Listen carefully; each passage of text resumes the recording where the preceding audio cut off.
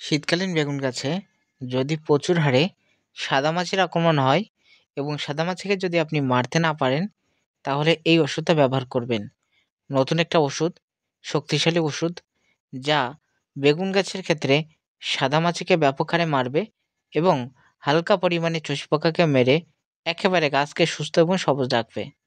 তাই বর্তমানে বেগুন গাছের আপনি সাদামাছির ওষুধ হিসাবে আগের একঘেয়েমি ওষুধ ব্যবহার করলে আর কাজ মিটবে না। যেমন অ্যাসিডামারপেট, থাইমেথাক্সান এই সমস্ত গ্রুপ একসাথে দিলে কিন্তু কাজ করবে না। ঠিক আছে? তাহলে আমাদের কি করতে হবে? এমন ওষুধ ব্যবহার করতে হবে যে সমস্ত ওষুধ বর্তমানে অর্থাৎ একই গ্রুপ না, আলাদা, আলাদা কিন্তু গ্রুপের সংমিশ্রণে তৈরি। যেমন আমাদের এখন বর্তমানে আমরা যদি অ্যাসিডামারপেট, থাইমেথাক্সান আলাদা, আলাদা করে দিই তাহলে কাজ মিটবে না। এবং যদি একসাথেও দিই তাহলেও কিন্তু অনেকের কাজ মিটবে না। কেউ ডোজ কম দেবে, কেউ কিন্তু ডোজ বেশি দেবে। তবে এই সমস্ত ওষুধগুলি একসাথে সংমিশ্রণ করে নানান কোম্পানি কিন্তু সাদামাছির ওষুধ বের করেছে। যেমন গ্রুপের নাম যদি আমি বলি তাহলে আপনি ফিপ্রোনিল এবং সেই সঙ্গে, সঙ্গে তোমরা জানো অ্যাসিডামারপেট 20% গ্রুপের ওষুধ পেয়ে যাবে। কখনো তোমরা পেয়ে যাবে ফিপ্রোনিল প্লাস থাইমেথাক্সান প্লাস অ্যাসিডামারপেট 20% গ্রুপের ওষুধ। এই ওষুধগুলো কিন্তু বর্তমানে বাজারে অ্যাভেলেবেল রয়েছে।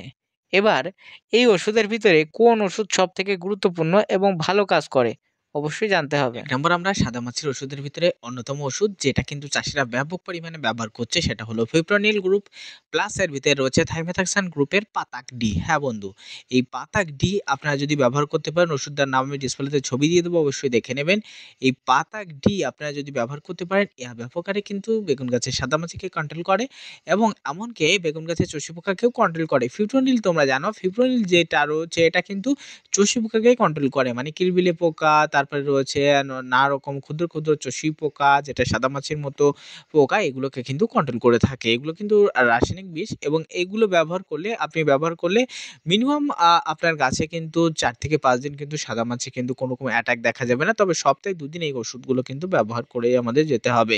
তবেই কিন্তু আমরা সাদামাছিকে 100 এ 100% কিন্তু কন্ট্রোল করে রাখতে পারবো। তবে একটা জিনিস খেয়াল রাখতে হবে বন্ধু, দেখা যাচ্ছে আপনি শসা বা দেখা যাচ্ছে আপনি অন্য ফসল চাষ করছেন বা বেগুন চাষ করেছেন, কিন্তু আপনার পাশে আপনি বেগুনের সাদামাছির বিষ নিয়মিত দিচ্ছেন, কিন্তু পাশে কেউ বেগুন চাষ করেছে সে দিচ্ছে না। ফলে কিন্তু রাতারাতি তার বেগুনের জমি থেকে আপনার জমিতে কিন্তু সাদামাছি আসবে এবং সাদামাছি কিন্তু দিনে দ্রুত কিন্তু বংশবিস্তার করতে পারে। এরা কিন্তু মিনিমাম 1 সপ্তাহের ভিতরে একটা সাদামাছি কিন্তু বংশবিস্তারে কিন্তু পারদর্শী এবং 1 সপ্তাহের ভিতরে ইহা কিন্তু প্রায় 100টার উপরে কিন্তু বাচ্চা জন্ম দিতে পারে এবং প্রচুর পরিমাণে মশার মতো কিন্তু এরা ছোট, ছোট ডিম পেড়ে থাকে, যা কিন্তু পাতার নিচে থাকে। আপনি যদি ফিপ্রোনিল প্লাস থাইমেথাক্সান গ্রুপের এই পাতাক ব্যবহার করতে পারেন এবং ডিম সহ সমস্ত পোকা কিন্তু মারা যাবে, আপনার পাতার নিচে দেখতে পাবেন। যদি এটা না পেয়ে থাকেন তাহলে আপনাকে রিকমেন্ড করব আপনি ফিপ্রোনিল প্লাস অ্যাসিডামারপিড 20% গ্রুপের ওষুধও ব্যবহার করতে পারেন। অ্যাসিডামারপিড গ্রুপের ওষুধও কিন্তু ব্যবহার করতে পারেন।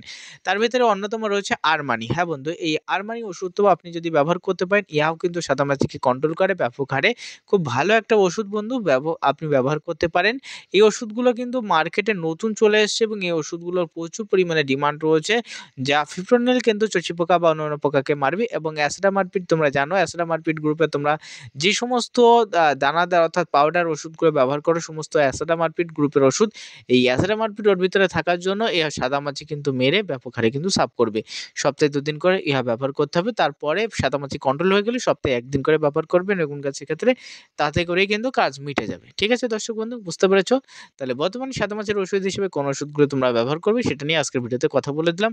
ভিডিও ভালো লাগলে লাইক, কমেন্ট, শেয়ার করে আমাদের সাথে থাকো। আর ফেসবুক থেকে দেখলে অবশ্যই বেশি, বেশি পরিমাণে শেয়ার করো। ইউটিউব থেকে দেখলে হোয়াটসঅ্যাপ, ইনস্টাগ্রাম চারিদিকে ছড়িয়ে দিও, কারণ তোমাদের দাদা খুব কষ্ট করে ভিডিও তৈরি করে। তাই প্রত্যেকে ভালো থেকো, সুস্থ থেকো।